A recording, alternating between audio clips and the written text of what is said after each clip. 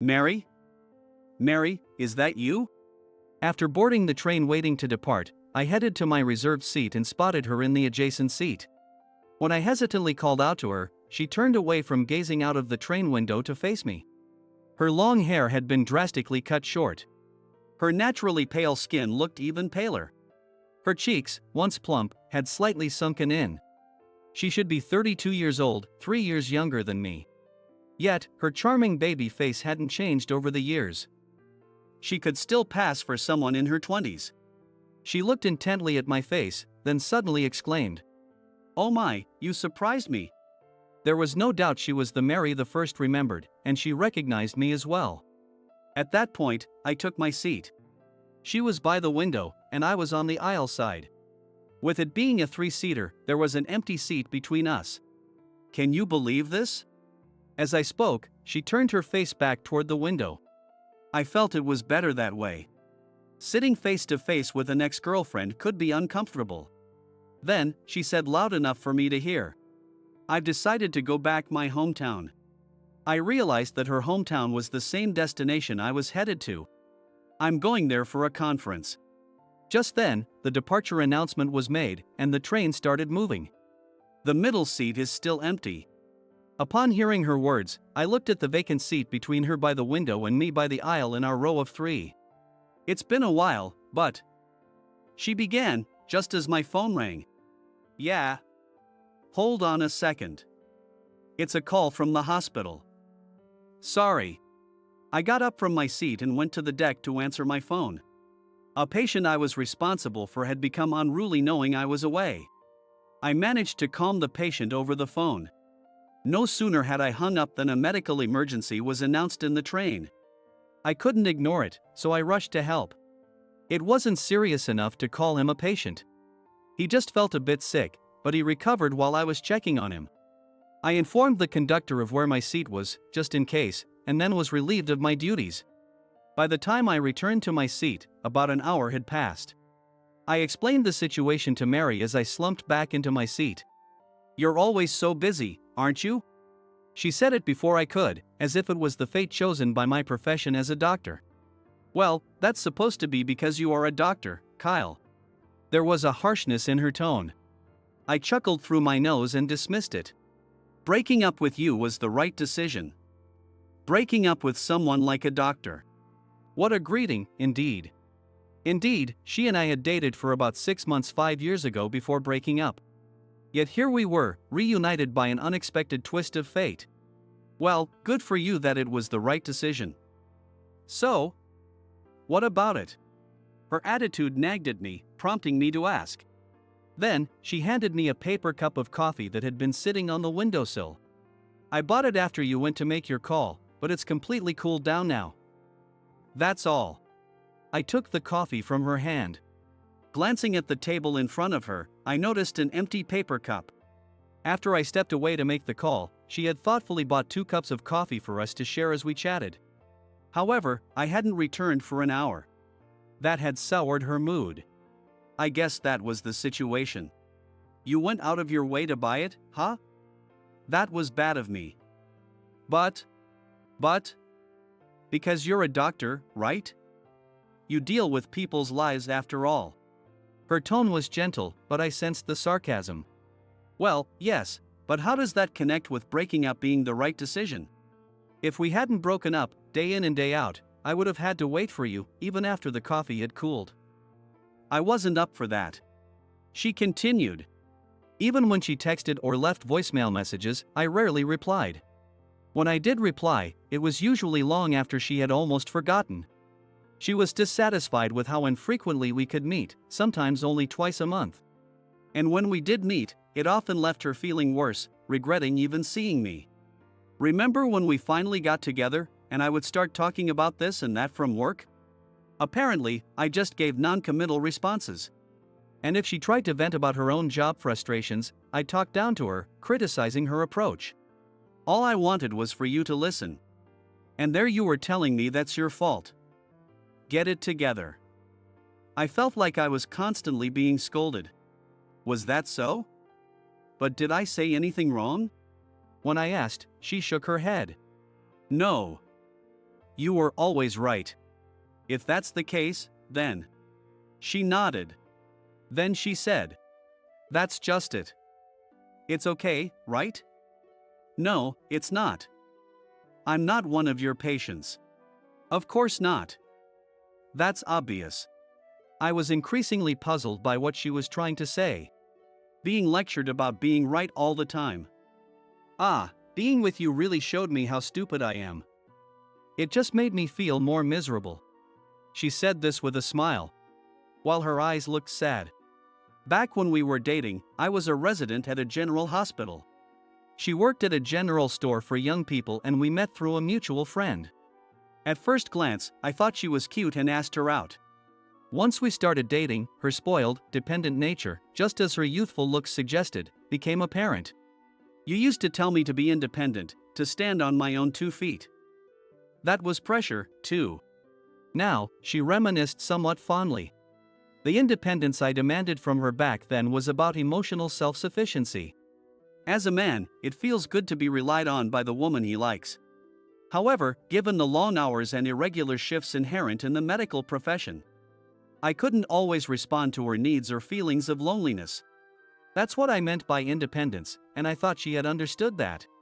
It was pressure, but looking back, I think. She seemed about to continue discussing the past, but I, growing weary of it, changed the subject. Let's not dwell on the past. How have you been doing lately? She fell silent.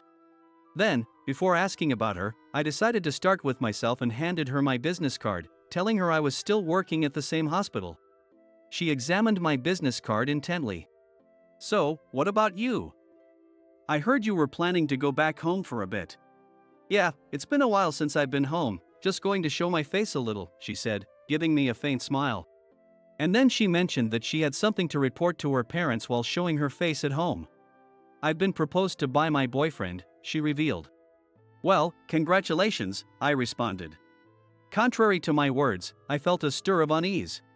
The man who proposed to her was an ordinary office worker a year older than her, whom she met at a gathering a friend had invited her to. He always spent time with her and praised her homemade cooking, saying it was delicious. He listened to all her whims and let her be as needy as she wanted, a kind man, she said. Quite different from who I used to be. When the train arrived at our destination, we got off together at the platform.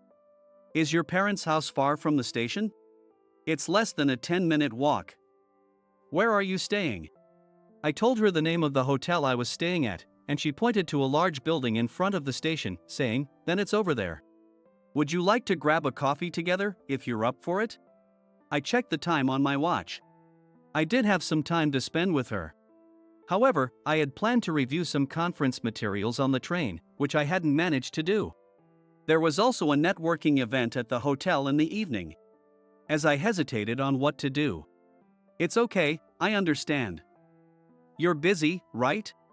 Yeah, for today. I waved goodbye to her at the ticket gate. After we parted, I realized I had forgotten to ask for her contact information. But then I reconsidered whether it was necessary. She was just an ex-girlfriend I happened to share a train ride with, nothing more. What would I do with her contact anyway? Despite thinking like this, I felt somewhat unresolved. After the networking event ended, it was just past 8 p.m. I checked into the hotel and quickly finished reviewing my materials, which meant all my work for the day was done. All that was left was to go back to my room and sleep, but it was still too early to go to bed. Normally, I rarely have free time like this. So I decided to take a leisurely walk through the city at night.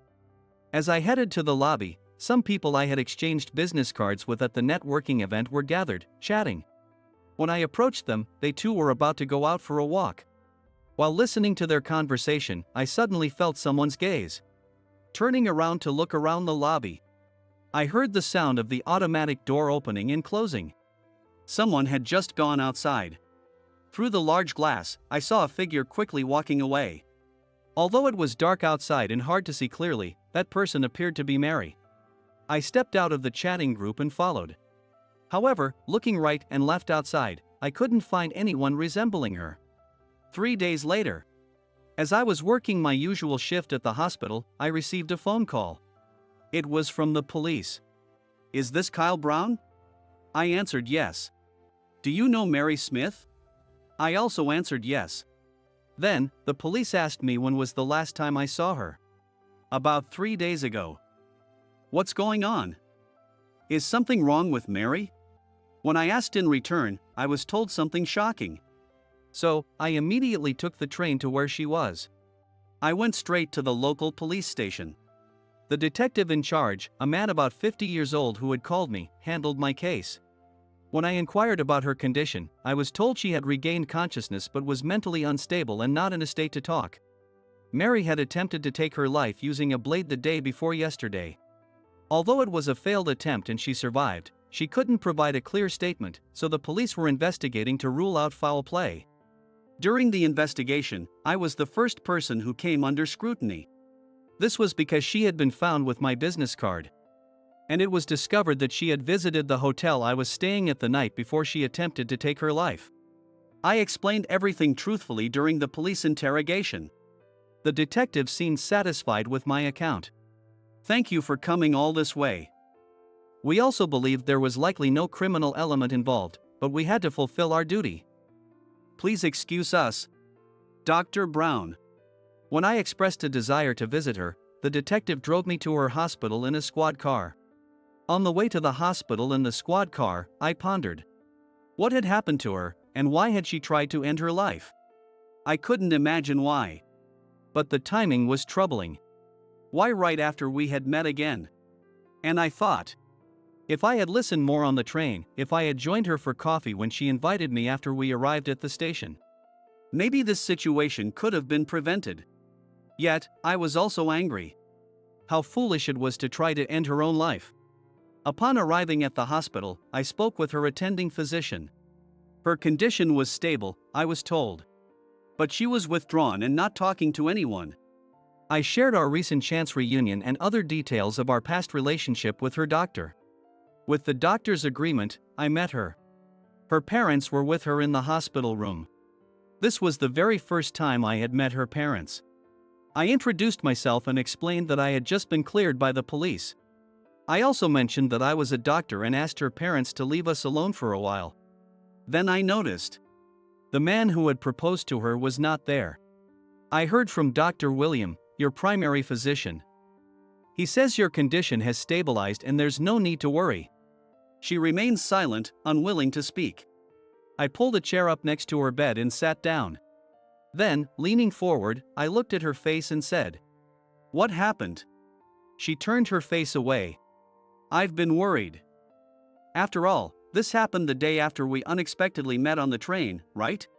She didn't respond. "I heard from the police you came to the hotel I was staying at that night. I saw you in the lobby." I told her that I immediately followed her outside but lost sight of her. "I should have looked harder for you." I straightened up and leaned back in the chair. Then, she spoke in a barely audible whisper. "What if you had found me then?" Now that she finally spoke, to avoid upsetting her, I replied in a relaxed tone. "Yeah, maybe we would have gone for a walk.